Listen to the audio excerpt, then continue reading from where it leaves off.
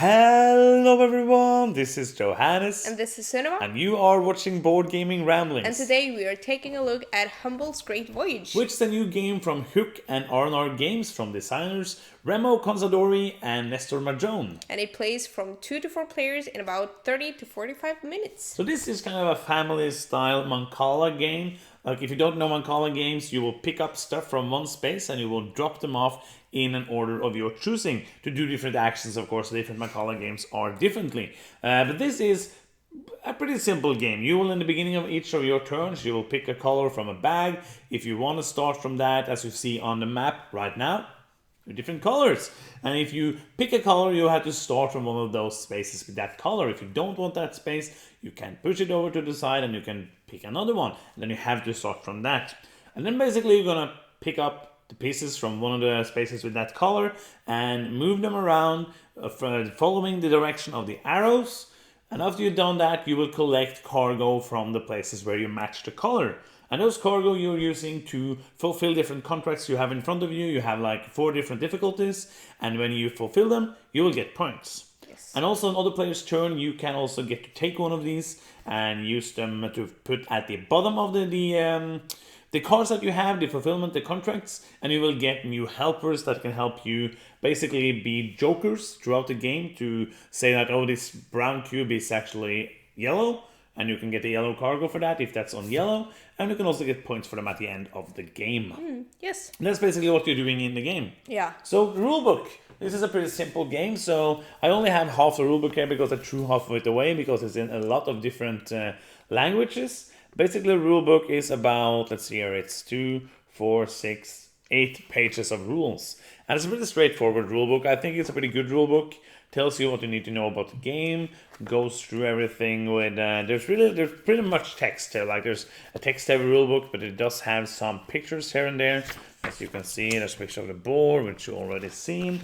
And yeah, so it's a pretty straightforward rulebook, nothing positive to say and nothing negative to say, so it's kind of a normal rulebook. Yeah. And Huch and R&R usually makes decent rulebooks. So what do you think about artwork and components? Yeah, I like it. There could have been tokens like a little paper, cardboard tokens as the little, what do you call it? The thing you move around? Yeah. Yeah. But they've used actually like wooden pieces components, or like that. But other than that, there's cards and a board. It's nothing much. I think the board looks really busy. The board doesn't really look like, when I looked at this, I was like, oh, this looks cool. But then I look at it in real life and it's like, this doesn't look very intriguing. It doesn't make me feel like, oh, I want to know more about this game. It's just like different colored spaces which has different cities on them, because the theme here, which there is you traveling around different spaces by moving cubes. I don't care because themes scheme.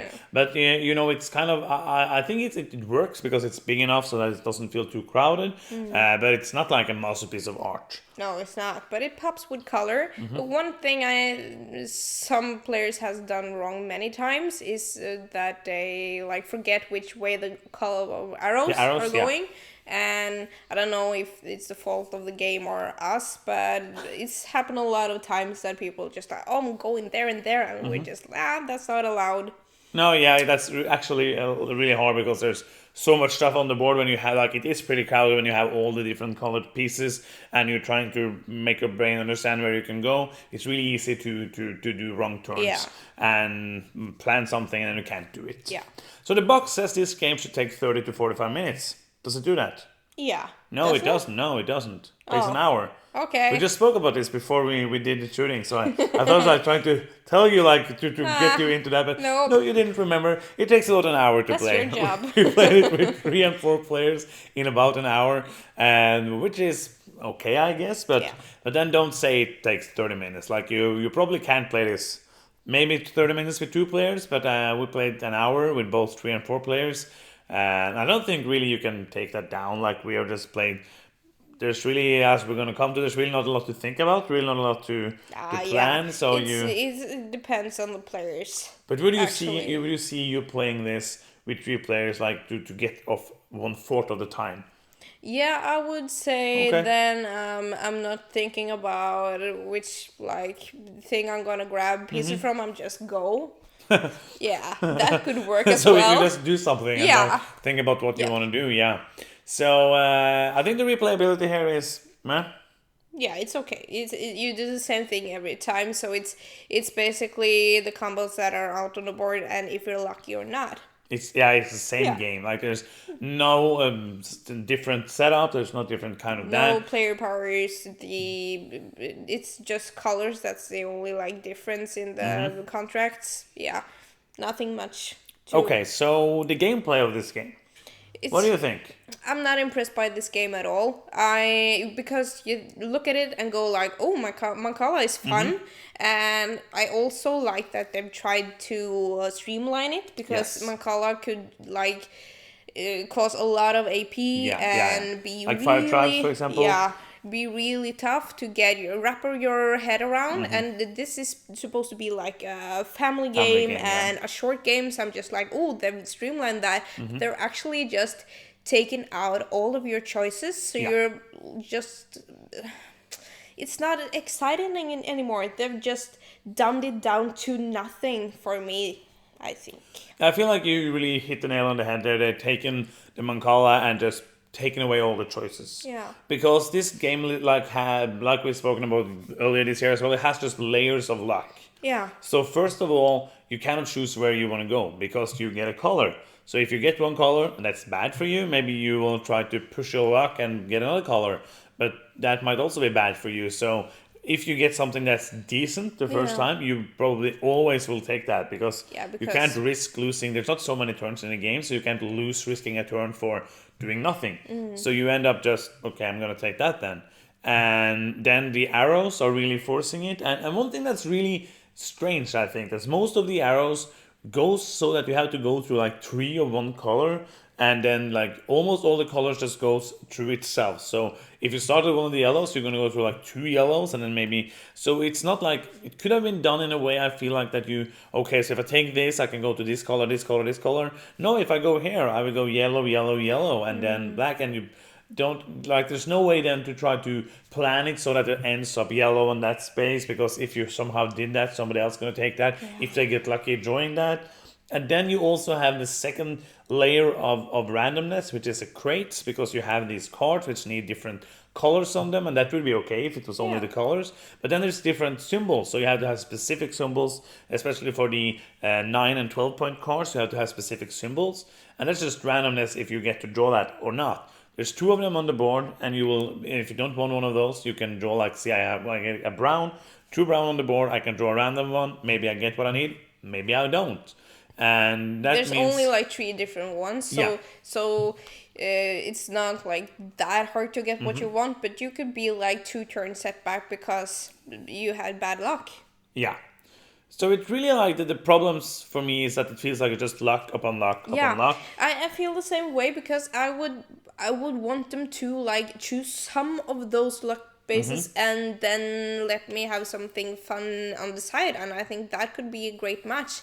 But I think that when you're first forcing people to take a specific color, then you're forcing them to like go specific directions with that color, and you're leaving like so little room for thinking. And I can sit there and have a really great combination set on that yellow space that makes like, that would be amazing to move those. I could match like 5 different colors if I went there, but I'm not gonna get it.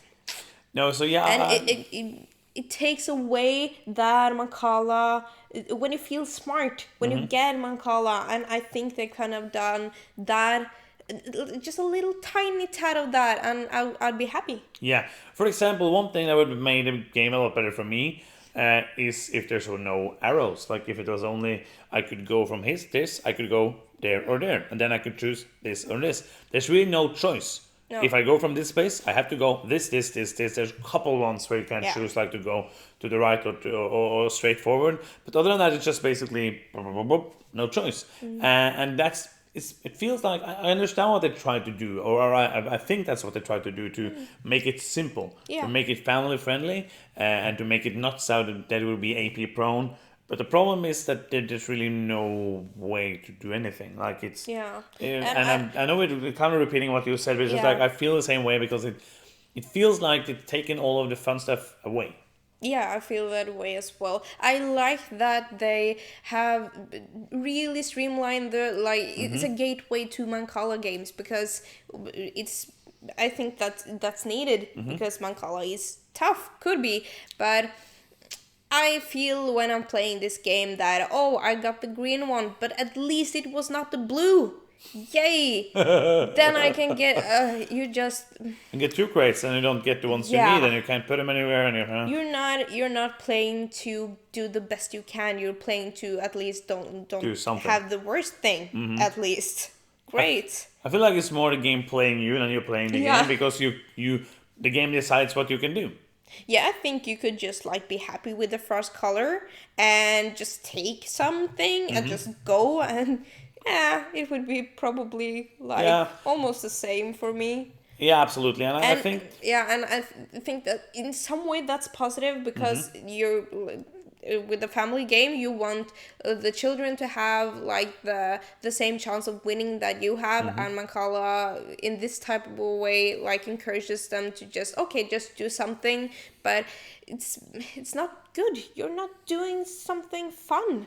In very few of the situations you've gotten some great combos even through luck, and I don't think any theme here not gonna get.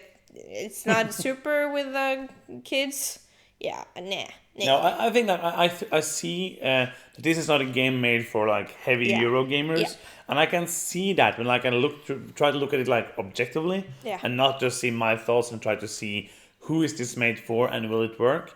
I can see that if you need a game to play with a family, might be like your grandma, might be your kids, might be just like people you want to play game night, family game night. You want something that's easy to learn and that anybody can win, like because there's a lot of luck in it. And I know people don't hate luck as much as us. I know people don't mind it. I think this is like a lot of luck, like over the thing that most people like.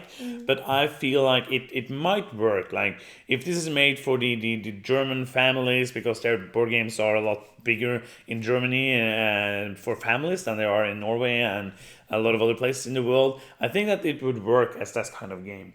But then again, I think there's a lot of games that would be better suited Yeah. for that. But I think that's what they try to do, and in that process, I think they dumbed it down just a couple of yeah. steps too much, Yeah. and that ends up it being just a forgettable game. Yeah, I agree with you. Yeah. So should we do final thoughts? Yeah, I think so. Do you want to start? Yes. As you said, this game is not for us. I think, as you said, like this game works for the audience. If you really love Mancala and you want to play it with your kids, this would actually be a great place to start if you have kids that don't play board games. I don't know. Yeah. Or just want to introduce them to something else. Yes. And they don't mind the luck. Like that's if you don't mind the luck, it might work. Yeah. So for that purpose, I think it's okay. But for us, I don't think. Yeah, we're not going to keep this in our collection. Nope. I'm gonna give it a 5. So I agree with you, and we basically said it all in the video. I think it's just too many layers of luck. They dumbed it down a couple of notches too much. It could have been a cool game. It could have been a game that would have worked for the audience. But I think it's just, I think they just went too far. And I'm also going to give it a 5. You might love it, and that's cool, but it wasn't for us. Yeah. So that's the end of the review, right? Yep. Awesome. Thank you so much for watching. I'm Johannes. And I'm Sarah. And you've been watching Board Gaming Ramblings, and bye-bye.